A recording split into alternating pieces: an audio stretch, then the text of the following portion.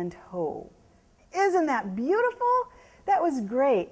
Now I want to show you how to get your horse to flex on the vertical. I want that horse to drop his nose or drop her nose, because then I'm going to be setting her up to back up. I want her to learn to back up. But I want her to round her back, because you know, if you've got your head high, try backing up with your head up. It's really uncomfortable. Drop your head and back up. You'll notice it elongates your muscles. Well, that's what we want to do for her. We want to elongate her back muscles, which opens her up and eases her backing up. When you have a high head, you have a stressed horse.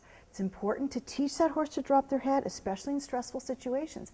In here, I've taught her on the ground to drop her head, get relaxed. So now I'm going to teach her under saddle. So what I'm going to do, let me turn her a little bit so you can see from the side as well. I need you to step over, shorten my rein a little bit. There, good girl. Good, so you get just a tiny bit of a side view. Let me turn her again. I think she kind of likes the camera. Yeah, okay, there, very nice. Good job. So what I'm going to do is I'm going to pick up my reins, I'm going to shorten a little bit, and she may start backing up. That's okay. I'm not asking her to back up, I'm asking her to drop that head. So I'm going to squeeze, and what I mean by squeeze is I'm going to squeeze my fingers together, which brings pressure. So I'm squeeze, and then I'll start pulling back. Don't pull out, pull back. Let me show you something. And you got your wrists like this. If you go like this, now where's my elbows? See how stiff my elbows are and they're up? I have no leverage doing that. You don't want to use your wrists so much as you want to squeeze your fingers together and pull back. Look how much leverage I have when I keep my elbows in and my wrists straight. That's a habit a lot of people get, is trying to do everything in the wrist, and don't do that. Your wrists aren't that strong. You have much more leverage this way. Okay, so I'm going to squeeze, and I'm going to pull towards me, and oh, good girl! As soon as she gave a little bit of a nod, I released. I want her to drop that nose and get comfortable with what I'm asking, and I'm going to squeeze. Good girl! And a little more, and I'm going to ask, drop your head, and I'm going to say, drop your head, drop your head, good, and drop your head, drop your head. Good girl! I'm going to love her up. Appreciate her so she understands she's doing the right thing. And if she licks and chews, it's all the better. But no lick and chew yet. Good job. Because remember, licking and chewing means, oh, I got it. It's relaxation, chewing her thoughts, licking her brain, as Clinton Anderson would say.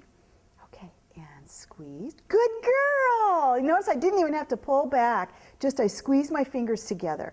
That was excellent. So now I'm going to ask her to back up. And I'm going to do it the way I taught her on the ground at first, was the agitation, when I agitated under her chin to back up. You know, I did a little snaking. Well, this time I'm going to agitate with the reins while I'm asking with one foot.